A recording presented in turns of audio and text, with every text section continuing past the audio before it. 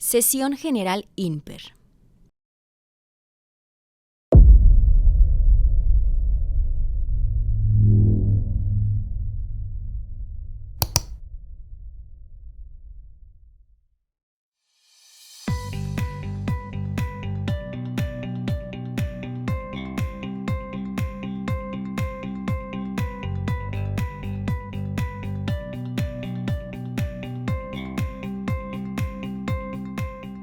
Bienvenidos. Comenzamos.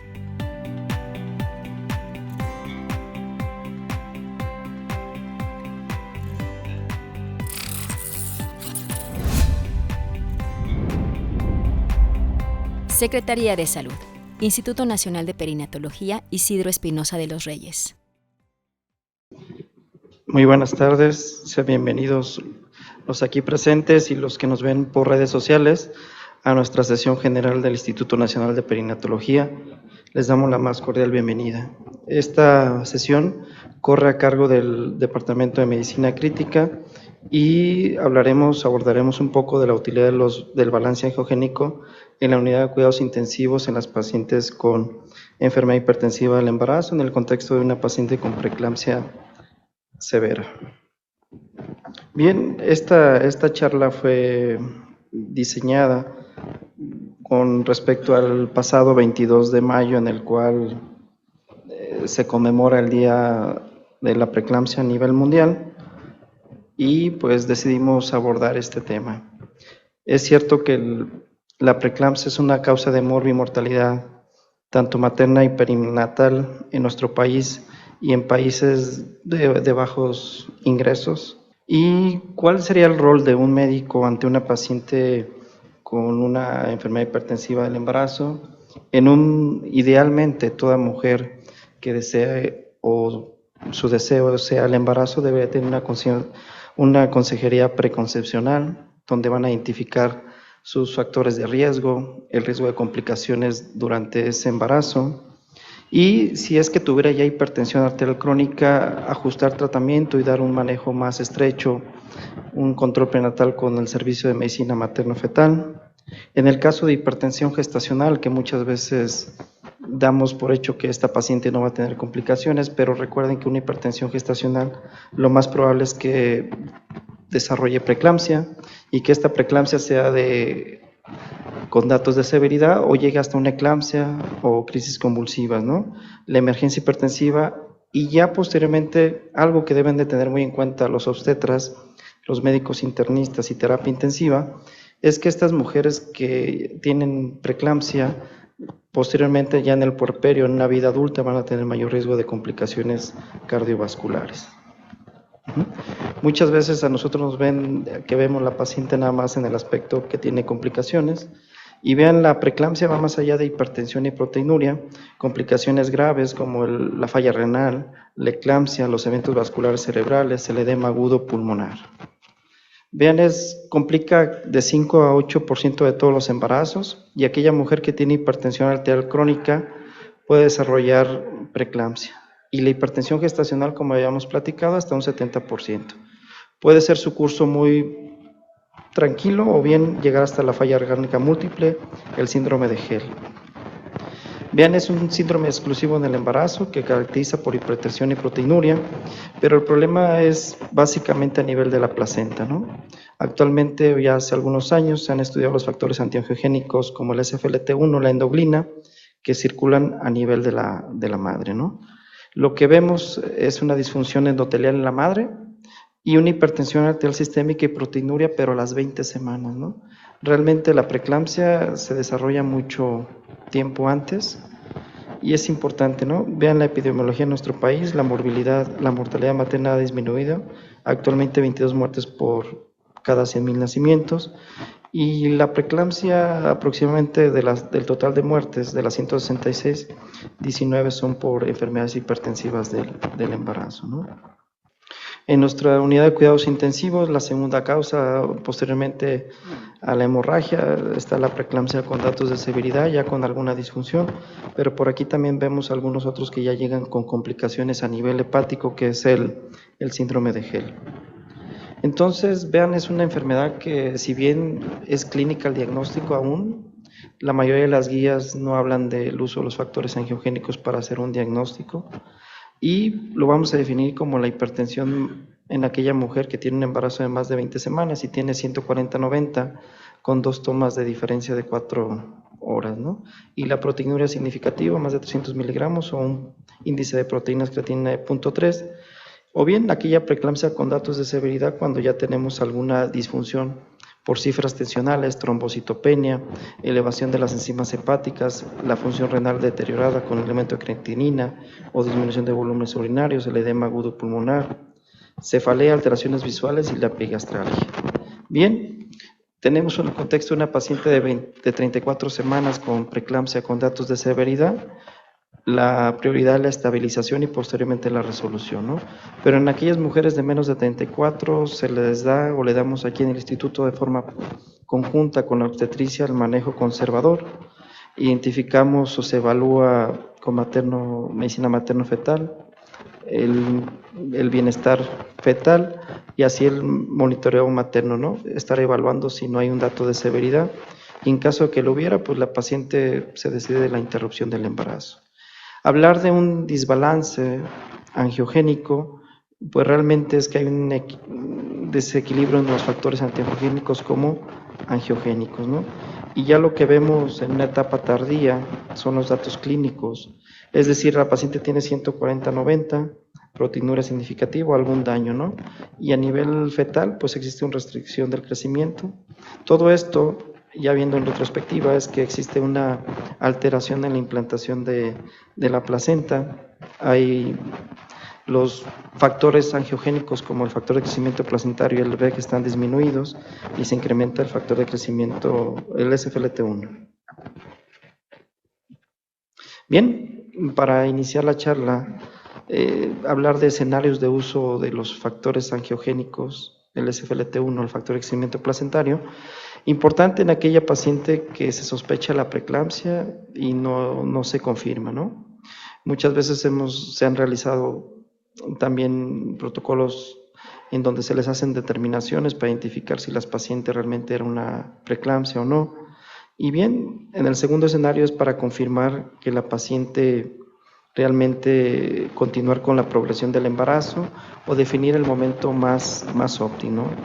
Y un tercer escenario es el distinguir algunas otras enfermedades que nos podrían estar simulando preeclampsia, como la enfermedad renal, el síndrome nefrótico, alguna PTT.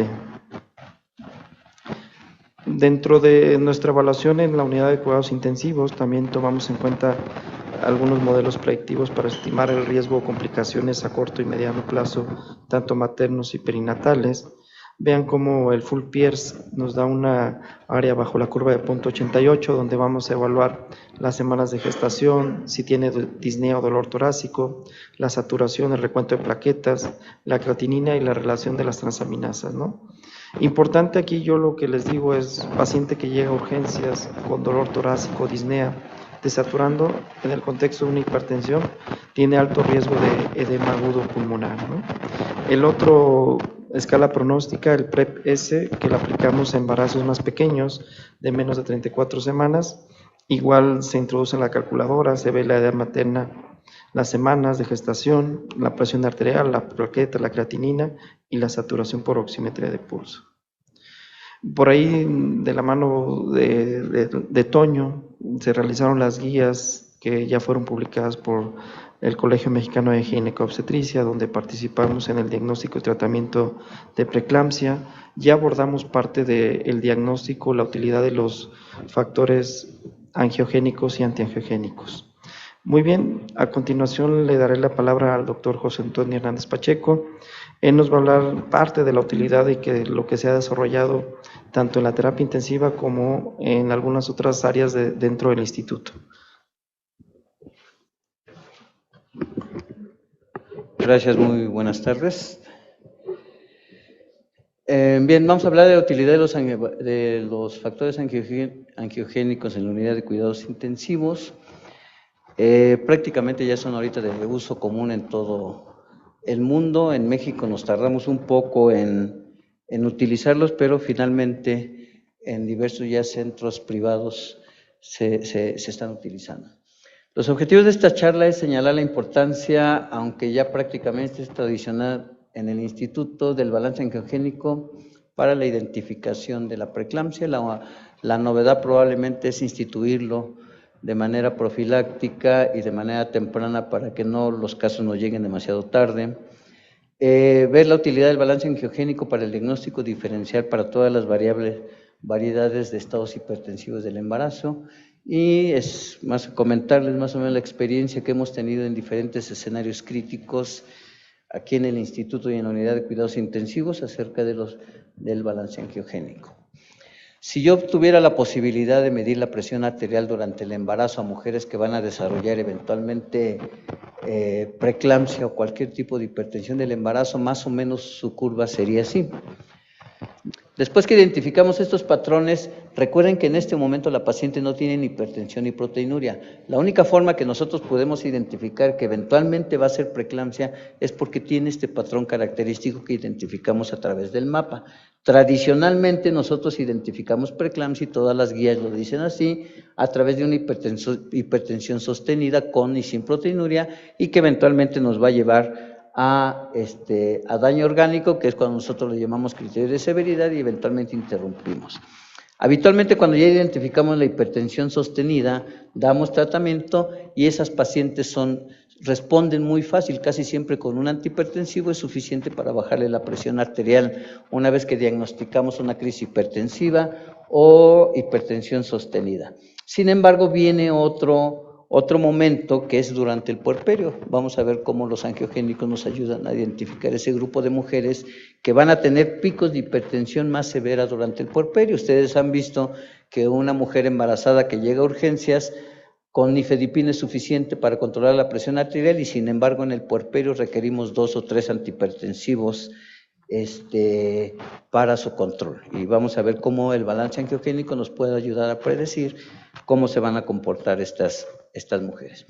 Bueno, esta vigilancia que tradicionalmente hacemos de la presión arterial como un indicador de preeclampsia, evidentemente se ha quedado corta porque no nos ayuda a identificar primero las pacientes que eventualmente van a tener otro tipo de afectación sistémica y es muy riesgoso que nosotros nos basemos solamente en la hipertensión arterial para diagnosticar preeclampsia. Esta curva se ha modificado afortunadamente gracias al balance angiogénico. Actualmente es posible identificar a este grupo de mujeres, no quiere decir que no tomemos los criterios del AJA o identificar la hipertensión con nuestro ejercicio, pero sabemos que las mujeres eventualmente que van a desarrollar preeclampsia desde el primer trimestre van a tener un factor de crecimiento bajo. De hecho, es el mejor indicador que eventualmente va a desarrollar enfermedad placentaria y preeclampsia. De tal manera que actualmente, aunado a la identificación de hipertensión por la AJA, sí, es prudente ya tomarles factor de crecimiento placentario. Hay diferentes puntos de corte, pero si una mujer desde el principio del embarazo tiene factor de crecimiento bajo, eventualmente va a desarrollar preeclampsia.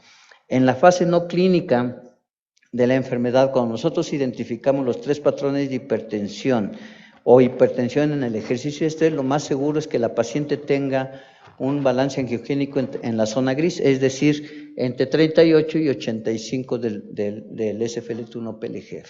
Este grupo de mujeres sabemos que no va a ser preeclampsia en las siguientes 4 semanas, pero si tiene, ambos parámetros son complementarios, si tiene hipertensión nocturna, hipertensión de bata blanca o hipertensión oculta y en zona gris los angiogénicos, hay que estarla vigilando porque va a desarrollar preeclampsia eventualmente. Y evidentemente con lo que estamos más familiarizados es que cuando la preeclampsia es clínica, cuando tenemos una hipertensión sostenida o dato de severidad, ya tenemos en embarazos menores de 34 semanas un cociente SFL1-PLGF mayor a 85. Este es el espectro que actualmente usamos para el manejo. Lo que queremos evitar es esto, ¿no? Es una emergencia hipertensiva, una crisis hipertensiva. Recuerden que la hipertensión es el principal modificador del curso clínico de un embarazo en una mujer con preeclampsia. Lo que queremos evitar es la crisis convulsiva por eclampsia, ¿sí? Que sabemos actualmente que es una crisis por una encefalopatía hipertensiva y prevenirla con el esquema que les acabo de mostrar, pues evidentemente es muy fácil. ¿Por qué entonces nos siguen convulsionando mujeres cuando es muy sencillo identificar a las mujeres que van a desarrollar preeclampsia. O el peor escenario, una mujer que tenga un accidente vascular cerebral, incluso en ausencia de preeclampsia, eclampsia. Estos son 2 casos aquí del instituto, fueron subestimados los valores de presión arterial. Las guías dicen que hay que esperar 4 horas, 6 horas para ver si está hipertensa. Eso evidentemente ya actualmente no es aplicable porque es muy engañoso. Si estamos diciendo que la hipertensión por preeclampsia es sensible a la actividad adrenérgica, dejarlas en reposo para que 4 horas después vuelva hipertensante es poco probable. Y en eso también nos ayuda el balance angiogénico.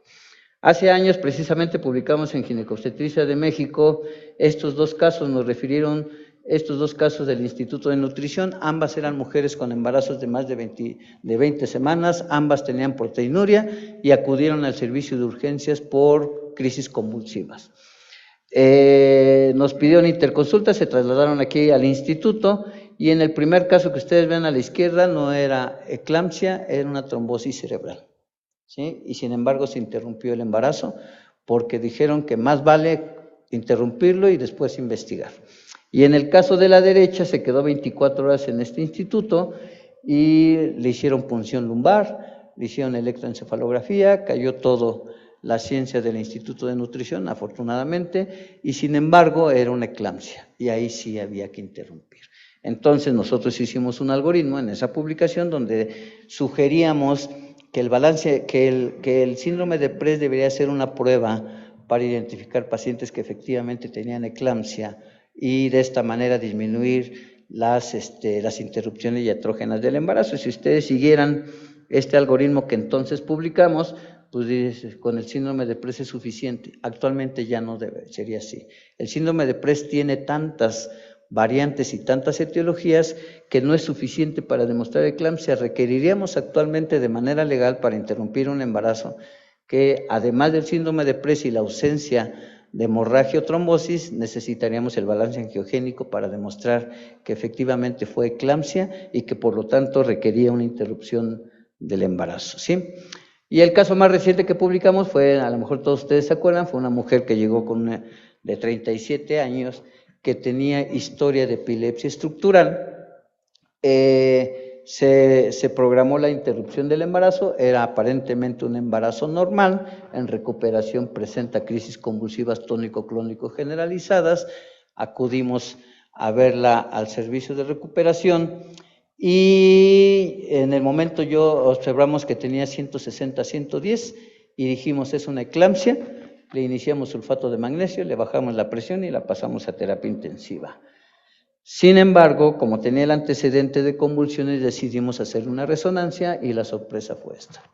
Era una porencefalia, prácticamente todo un lóbulo estaba ocupado, ¿sí? Y entonces dijimos, bueno, no es eclampsia, vamos a quitarle el sulfato de magnesio y vamos a iniciarle un anticomicial.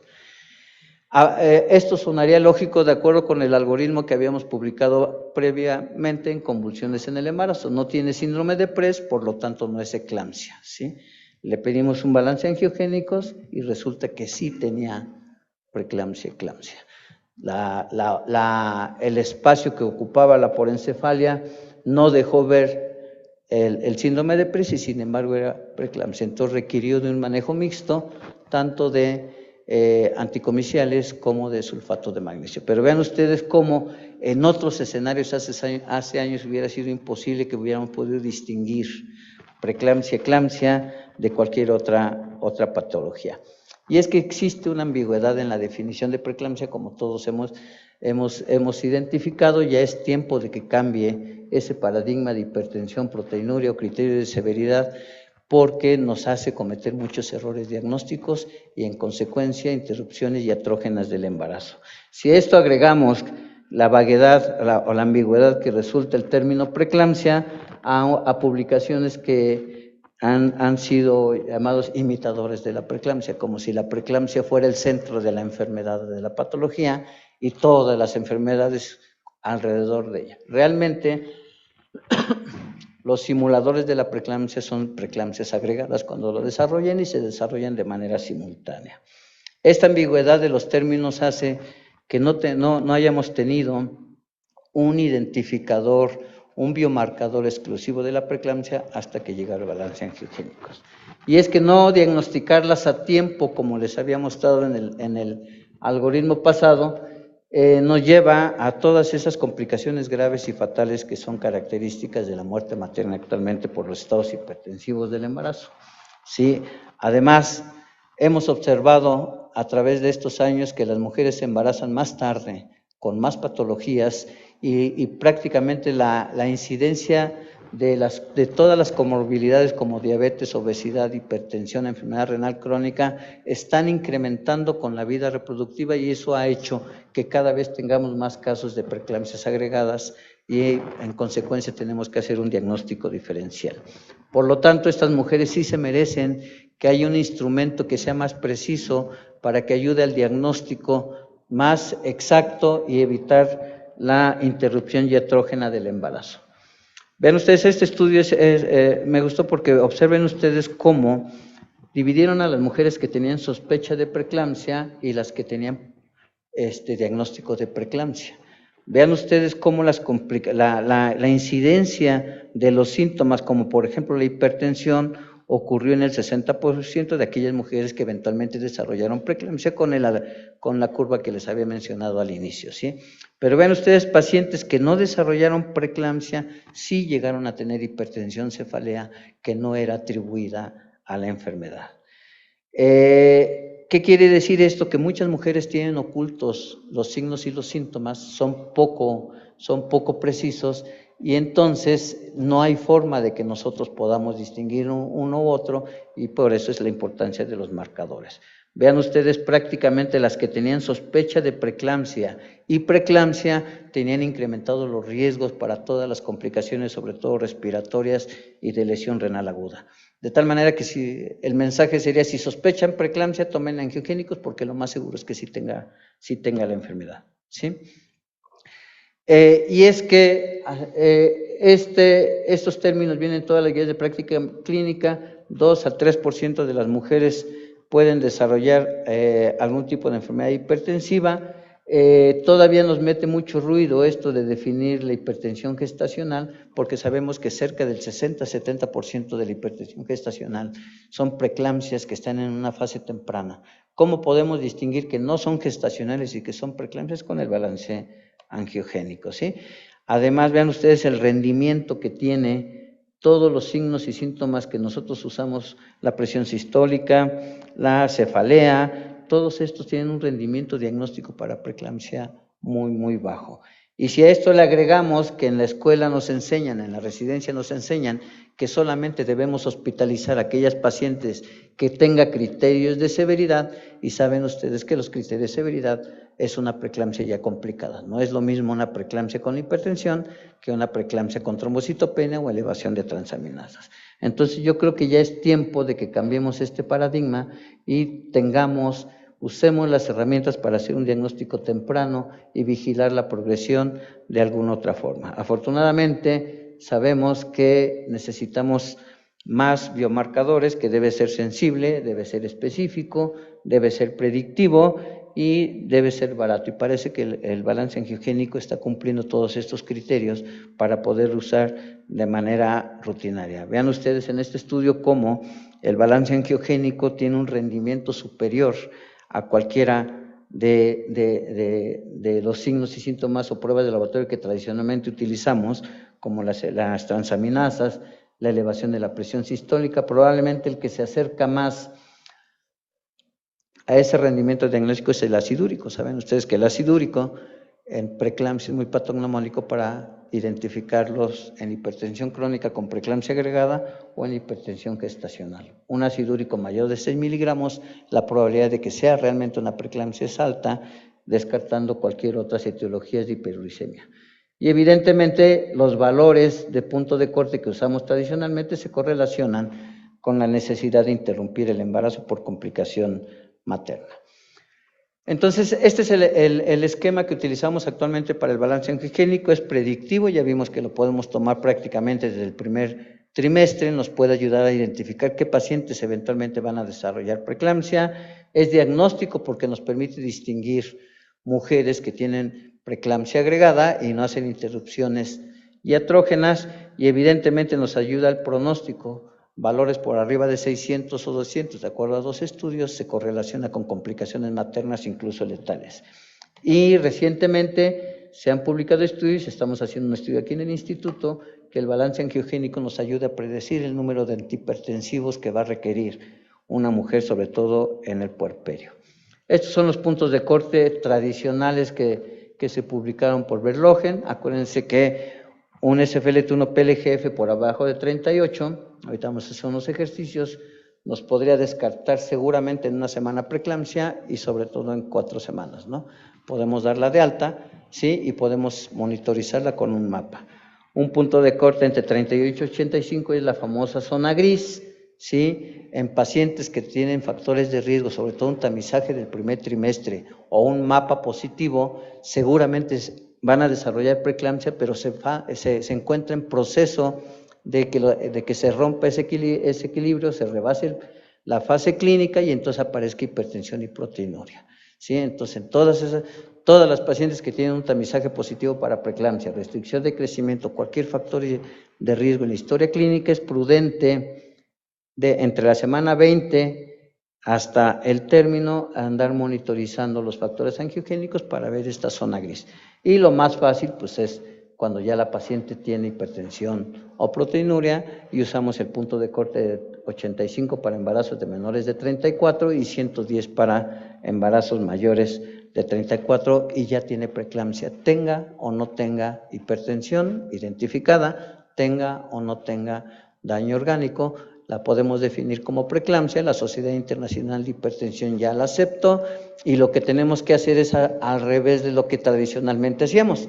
Antes tenía hipertensión, las internábamos y les buscábamos datos de severidad. Actualmente, si el balance angiogénico es positivo, dentro de un diagnóstico diferencial adecuado, por supuesto, lo que tenemos que buscar es la hipertensión. Y la hipertensión en preeclampsia la encontramos cuando la sometemos a estrés físico de preferencia o psicológico de preferencia. Y así podemos ya identificar a este grupo de mujeres.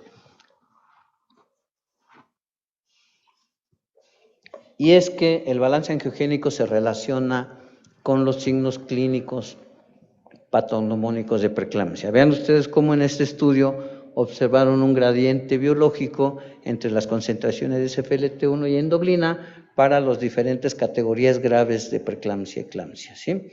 El grado de hipertensión también se correlaciona con los niveles de SFLT1, ¿sí? Un hallazgo importante, les decía, que tradicionalmente vemos cómo las mujeres con preeclampsia son más fáciles de controlar la presión arterial durante el embarazo y son más difíciles en el puerperio. Este estudio demostró cómo en mujeres sanas, las de arriba, los cuadros de arriba, pueden tener de manera normal liberación de SFLT1 a la circulación materna sin ningún signo de preeclampsia. Sobre todo cuando está la dilatación completa, cuando se extrae la placenta, ¿sí? Son los dos cuadros de la izquierda. Ven cómo en parto y cesárea es posible que una mujer sana libere SFLT1 a la circulación materna. Y en los cuadros de la derecha, vean ustedes cómo las mujeres que tienen preeclampsia, cuando se extrae la placenta o cuando se está con dilatación completa, en el caso del parto, hay una liberación excesiva de SFLT1. Esto explica por qué muchas mujeres antes de la resolución del embarazo se controlan muy bien o no tienen hipertensión, ningún dato de severidad, resuelven el embarazo y aparece GEL y aparece preeclampsia. Es posible que resolver el embarazo pueda que se liberen estos factores y se hace clínica. Lo mismo ocurre con la endoglina. La endoglina también tiene el mismo patrón que el SFLT1 y es posible que en el puerperio inmediato ustedes encuentren hipertensión, proteinuria, síndrome de GEL o eclampsia una vez que se resuelve el embarazo porque aumentan los niveles de angiogénicos. Bueno, me voy a ir por tiempo más rápido. Nosotros aquí tratamos de correlacionar en este estudio aquí en el instituto los grados de severidad con el balance angiogénico. No lo encontramos porque todas estaban en tratamiento y en el puerperio fue la explicación que encontramos. La única correlación que encontramos positiva fue para la proteinuria y para el ácido úrico. También aquí en el instituto, ya me estoy robando Aquí en el instituto tratamos de identificar a aquellas pacientes que tenían preeclampsia agregada con el balance angiogénico. En urgencia les tomábamos SFLT1-PLGF y vean ustedes cómo pudimos discriminar perfectamente a aquellas pacientes que tenían preeclampsia agregada. Aquí un dato importante que después lo vamos a comentar es que el punto de corte, entre más incidente era la patología de base de la paciente, menor era el punto de corte para el SFLT1-PLGF. En este estudio, con un punto de corte de 25 de cociente de SFLT1-PLGF, ya tenían datos de preeclampsia agregada, ¿sí? Entonces, aquí nosotros proponíamos que se utilizara de manera rutinaria en el servicio de urgencias. Y durante la pandemia de COVID, recuerdan ustedes que los españoles habían publicado un modelo que le llamaban preeclampsia-like y que permitía con el balance angiogénico diferenciar las pacientes con preeclampsia de COVID.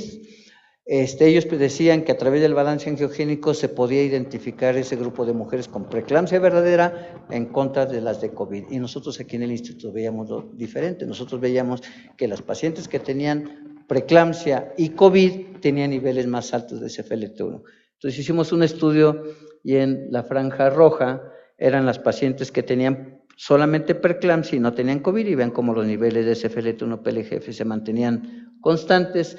En cambio, las mujeres que tenían preeclampsia y COVID incrementaba en relación a las complicaciones maternas. Entonces, hasta en el COVID, el SFLT1-PLGF nos ayudó a identificar a estas mujeres. Entonces, concluyendo, el balance angiogénico es un marcador muy sensible para enfermedad placentaria y preeclampsia. Debe usarse durante todo el embarazo, no solamente para el diagnóstico.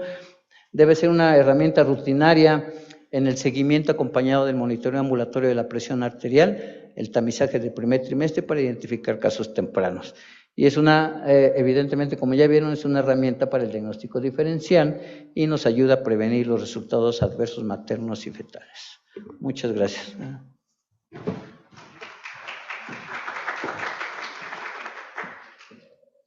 Bueno, ya que el doctor les explicó cuál es la utilidad del balance de estos factores angiogénicos, les voy a hablar sobre algunos casos especiales en los cuales el uso se puede ver modificado o beneficiarnos o ayudarnos para cuando tenemos el diagnóstico diferencial en pacientes con alguna otra patología. Yo soy la doctora Jessica Villafaña Trejo, soy parte del equipo de medicina materno-fetal y voy a continuar con esta parte de la plática. Hace apenas algunos meses, uno de los residentes en piso me puso una pregunta. Teníamos una paciente con enfermedad renal crónica que también tenía hipertensión y le tomaron los factores angiogénicos y en ese momento pues me dijo como, oye, ¿y la enfermedad renal crónica puede modificar esto? ¿Tiene algún patrón diferente? Y en ese momento pues nos pusimos a leer de esta parte y deben saber entonces que este radio de SFLT1-PLGF se puede ver modificado de acuerdo a alguna otra patología de base que encuentre nuestra paciente y que sabemos que aquí no es difícil. Pacientes con enfermedad renal crónica, con diabetes mellitus pre o gestacional, lupus y SAF, el uso de heparina, la presencia de E-drops, enfermedad trofoblástica o incluso por un embarazo gemelar puede alterar esta relación del cociente SFLT1-PLGF y les voy a mostrar a continuación algunos ejemplos de cómo se puede comportar este patrón en algunas de estas patologías. Comenzaremos con la enfermedad renal crónica. Este es un estudio que tuvo como objetivo investigar cuál es la precisión predictiva y diagnóstica de este cociente SFLT1-PLGF para la preeclampsia pretérmino y explorar además su relación en la función renal. Fue un estudio observacional prospectivo, longitudinal cegado, en pacientes con enfermedad renal crónica y se tomaron muestras entre las 12 y 16, 18 y 22 y 28 y 32 semanas y además si en algún momento la paciente tenía alguna sospecha de preeclampsia se tomaban muestras adicionales. Estos niveles se mantuvieron ocultos hasta el final del estudio y el resultado principal que buscaban era el desarrollo de preeclampsia pretérmino, es decir, preeclampsia más un nacimiento que fuera antes de las 37 semanas. Vean, en la población estaban incluidas las pacientes con enfermedad renal crónica y glomerulonefritis, que en su mayoría era el grupo de las pacientes que al final desarrollaron preeclampsia, también pacientes con nefropatía diabética o con trasplante renal, por ejemplo. De acuerdo al estadio de la enfermedad renal crónica, vean que al final las pacientes que no tuvieron preeclampsia en su mayoría eran las pacientes que estaban en estadio 1 y las pacientes que tenían preeclampsia al final eran las del estadio 4 en su mayoría. Aquí podemos ver la relación que ellos encontraron entre la enfermedad renal crónica y los angiogénicos. En el color rojo están representadas las pacientes que desarrollaron preeclampsia pretérmino y en verde aquellas que no. Entonces vemos aquí de este lado, que dependiendo del estadio es como va cambiando, pero para aquellas pacientes que desarrollaron preeclampsia, el nivel de SFLT1 se mantuvo casi siempre mayor en relación a o en diferencia a las pacientes que no tuvieron preeclampsia temprana. Y de este lado, la gráfica de la derecha es para PLGF, es que aquellas pacientes que desarrollaron preeclampsia pretérmino, al contrario, los niveles de PLGF se mostraban menores en relación a aquellas pacientes que no tuvieron preeclampsia pretérmino. Entonces hay una relación entre la enfermedad renal crónica y los angiogénicos que nos dice que conforme se va deteriorando la función renal, el SFLT1 y PLGF se van a modificar. En el caso de específicamente enfermedad renal crónica sin el contexto de preeclampsia, se ha visto que el SFLT1 tiende a aumentar, pero el PLGF aumenta todavía de forma más significativa. Esto al final cuando hacemos el cociente o esta relación va a hacer que tengamos una disminución en este cociente. Entonces, de forma como general, podríamos decir que en la enfermedad renal crónica vamos a encontrar niveles más bajos de este cociente SFLT1-PLGF por esta relación que se modifica por la patología de base. Pero, ¿qué pasa cuando a estas pacientes se les agrega preeclampsia? Se vio en este estudio que los niveles de PLGF en aquellas mujeres con enfermedad renal crónica que desarrollaban preeclampsia eran todavía más bajos, significativamente más bajos. Esto invierte la relación y hace que el cociente SFLT1-PLGF se aumente. Y como lo vemos en esta gráfica, aquí es la relación de ambos. Las pacientes que desarrollaron preeclampsia pretérmino tenían un cociente mucho más alto en relación a aquellas pacientes que no desarrollaron la preeclampsia pretérmino. Aquí se ilustra la proteinuria y se intentó buscar una correlación con los angiogénicos. De igualmente, en rojo, las pacientes que desarrollaron preeclampsia pretérmino, en verde las que no, y si se dan cuenta, la gráfica de la izquierda es para los niveles de SFLT1 en relación a la proteinuria medida a lo largo del embarazo, la gráfica de en medio para los niveles de PLGF y la gráfica de la derecha para el cociente. Si se dan cuenta, no hay un cambio significativo. Esta gráfica nos habla de que ellos encontraron que la severidad de la proteinuria no va a estar en relación con alterar el nivel o el cociente SFLT1-PLGF. Es decir, que estos marcadores van a conservar su valor aún si la proteinuria se agrava durante el embarazo. Entonces, lo que concluyen ellos en esto es que con el deterioro de la función renal y estos cambios que se tienen, las pacientes generalmente tienen niveles más bajos de este cociente. Esto nos lleva a una pregunta. Ellos al final proponen que si es necesario que nosotros hagamos un ajuste del umbral diagnóstico y bajarlo y no esperarnos o no usar los niveles convencionales que hemos establecido para las pacientes que no están en el contexto de enfermedad renal crónica. Hablaremos en el contexto ahora de diabetes y angiogénicos. Este estudio tuvo como objetivo evaluar o investigar el desequilibrio angiogénico en mujeres con cualquier tipo de diabetes y que tuvieran sospecha de preeclampsia. Fue un estudio de corte observacional retrospectivo que se hizo en Dinamarca entre el 2017 y 2022 y se tomaron los niveles de SFLT1 y PLGF como atención de rutina. Se dividieron en 4 grupos: mujeres con diabetes y preeclampsia, mujeres sin diabetes, pero con preeclampsia, mujeres solo con diabetes y un grupo control. Y se analizaron en 2 cortes. Una corte que se validó clínicamente, es decir, los médicos veían a la paciente los criterios y todo lo demás y ellos daban el diagnóstico, y una corte que se clasificó por la Clasificación Internacional de Enfermedades. Entonces, vean aquí, está desglosado en esta tabla para las 2 cortes cómo se comportaban los niveles de SFLT1, PLGF y el radio. Entonces, aquí en las pacientes, este es el grupo de pacientes con diabetes y preeclampsia. Vean cómo el SFLT1 fue mayor que en las pacientes con solo diabetes o incluso en los controles. Al contrario, las pacientes, el marcador PLGF fue menor en las pacientes que tenían diabetes y preeclampsia comparadas con aquellas que solo tenían diabetes o el grupo control. Y si ven aquí la relación del radio para ambas cortes, los grupos de diabetes y preeclampsia tenían un menor cociente de SFLT1-PLGF en las 2 cortes cuando desarrollaban preeclampsia en el contexto de diabetes. Entonces, Ellas, o la conclusión a la que se llega es que las pacientes en el contexto de diabetes que también desarrollan preeclampsia tienen índices de este cociente significativamente más bajos en comparación con aquellas pacientes que desarrollan preeclampsia pero no tienen diabetes, lo que nos lleva a esta misma pregunta. ¿Deberíamos establecer un corte más bajo para poder identificar correcta y tempranamente a aquellas pacientes que tienen un mayor riesgo de desarrollar preeclampsia en las mujeres que ya tienen de por sí el diagnóstico de diabetes, ya sea pre o gestacional? También la restricción del crecimiento fetal es algo que puede hacer que tengamos variación en esta relación. En este estudio fue el objetivo evaluar los niveles séricos de estos factores y sus ratios en embarazos con preeclampsia o con restricción o ambos. Fue un estudio prospectivo en embarazos entre 24 y 41 semanas. También se dividieron en 4 grupos y de estos 4 grupos eran un grupo con preeclampsia y restricción, un grupo con preeclampsia aislada, un grupo con restricción del crecimiento aislada pero que se mantenían normotensas y el grupo control. Se tomaron muestras 48 horas previas a la resolución porque se consideró que este era el momento de mayor agravamiento clínico, materno o fetal, es decir, el punto de máximo desequilibrio donde íbamos a encontrar la mayor alteración de estos factores y se analizaron PLGF, la endoglina soluble, SFLT1 y el cálculo de estos ratios. Aquí vemos en la gráfica de la izquierda los valores de endoglina soluble para los 4 grupos diferentes y vean cómo en todos ellos, a diferencia del control, se vio que hubo un aumento en la endoglina soluble, sobre todo en el grupo que tenía preeclampsia con restricción también. En la gráfica en medio podemos ver los niveles de SFLT1 y vean también cómo para el grupo de preeclampsia con restricción fue más significativo este aumento. Sin embargo, para los niveles de PLGF, y como hemos visto en las otras patologías, había una disminución importante, sobre todo en las pacientes que tenían la preeclampsia y que tenían el diagnóstico de restricción del crecimiento, comparados con los otros 2 grupos e incluso con el grupo control. Y aquí están los ratios de SFLT1 PLGF del lado izquierdo, donde vemos que hubo un aumento para todos los grupos y específicamente mayor para el grupo de preeclampsia restricción, y cuando se agregaba la endoglina soluble se veía la misma tendencia.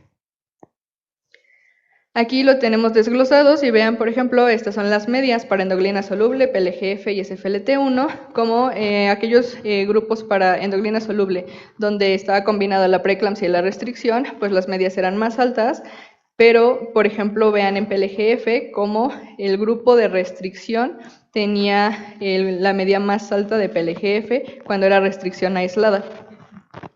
Y si lo clasificamos con los puntos de corte que nosotros ya conocemos, en este caso llama la atención que en la restricción del crecimiento, la mayor parte de la población que tenía este diagnóstico y que se tomaron los angiogénicos quedaban en la clasificación de muy altos.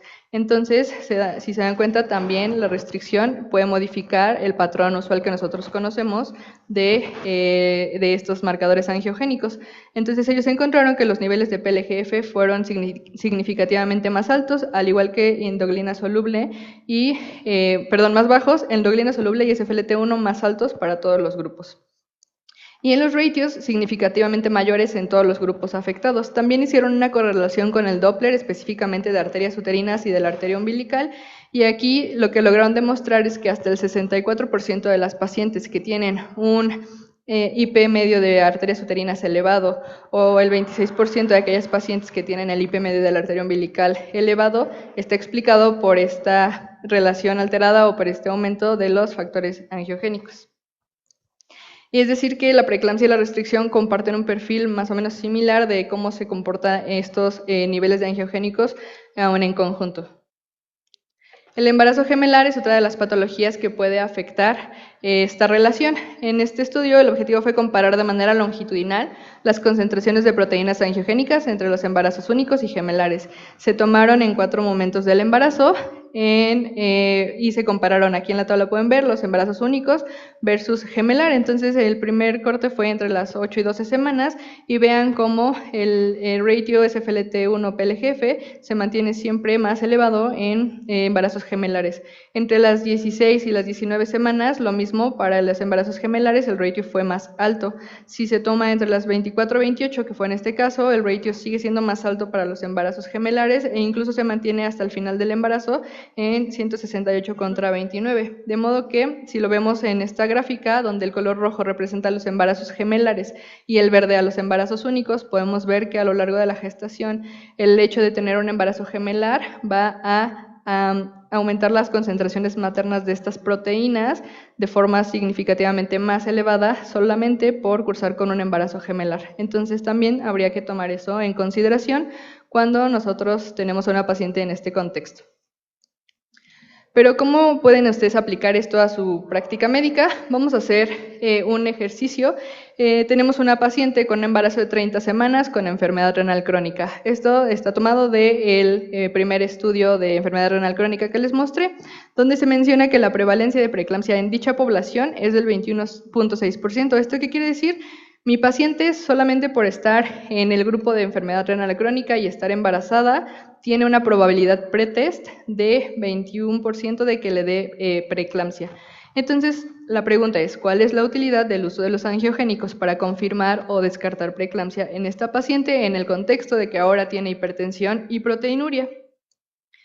Tenemos un primer escenario. A mi paciente de 30 semanas con enfermedad renal crónica, con hipertensión y proteinuria, le tomé un ratio SFLT1, PLGF y salió en 86. En esta tabla nos tenemos que valer de los LRs, tanto positivos como negativos, y saber la prevalencia de la enfermedad en nuestra población. Entonces, ¿cuál es la probabilidad post-test de que mi paciente tenga preeclampsia en este contexto? Entonces, tengo mi paciente que el SFLT1 PLGF salió en 86, el cuadrito de aquí marcado nos lleva a que el LR positivo que tengo que usar, que está establecido, es de 5.54 y vean el LR negativo es de 0.69. Entonces, hay calculadoras incluso ya que pueden encontrar en internet que les ayudan a calcular esto. Y aquí vamos a meter la probabilidad pretest, que es del 21%, que es la población con enfermedad renal crónica que les había mostrado. Y vamos a utilizar el LR de 5.5 que tenemos aquí, que es sabiendo que mi paciente tiene angiogénicos de más de 85. Si hacemos este cálculo nos da 0.59. ¿Esto cómo se interpreta? Mi paciente tenía un riesgo basal por tener enfermedad renal crónica de desarrollar preeclampsia del 21%. Cuando yo uso el contexto o le agrego los marcadores angiogénicos sabiendo que su valor fue 86, ahora ya pasó de un 21% a un 59% de probabilidad de tener preeclampsia, ayudada por el valor de los angiogénicos.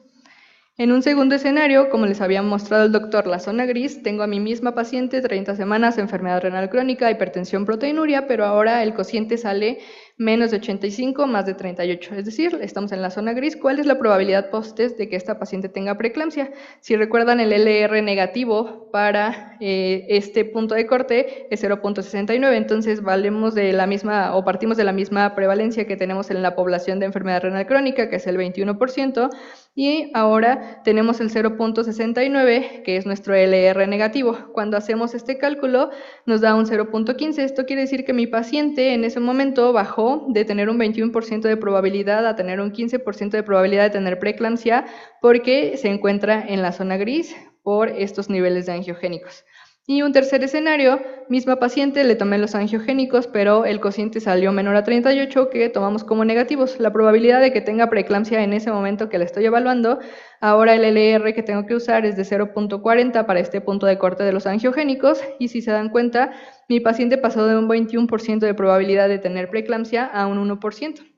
Entonces, esto es útil para el momento de tomar decisiones, vigilancia o saber si tenemos que resolver a nuestra paciente, pero sabiendo que nuestra paciente tiene, por ejemplo, o que esto va a cambiar dependiendo del contexto en el que estemos. Es decir, aquí, por ejemplo, esta paciente ya de por sí es de alto riesgo porque es una paciente con enfermedad renal crónica a la cual estamos aplicando estos cálculos para nosotros poder discernir mejor el manejo que le vamos a dar.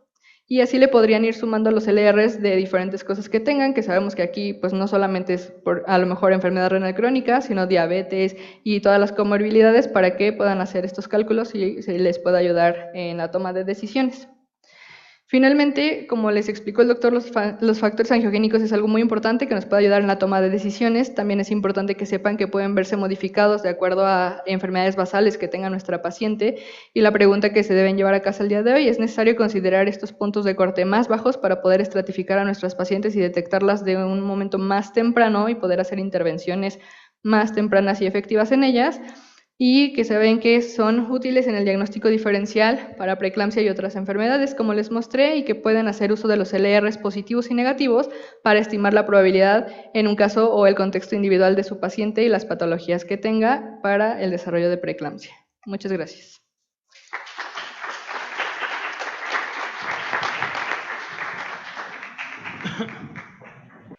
Muchas gracias, doctora Jessie, doctor José Antonio, y damos paso a alguna pregunta, alguna duda, tanto al público aquí asistente como en línea, que quisieran hacer a nuestros ponentes.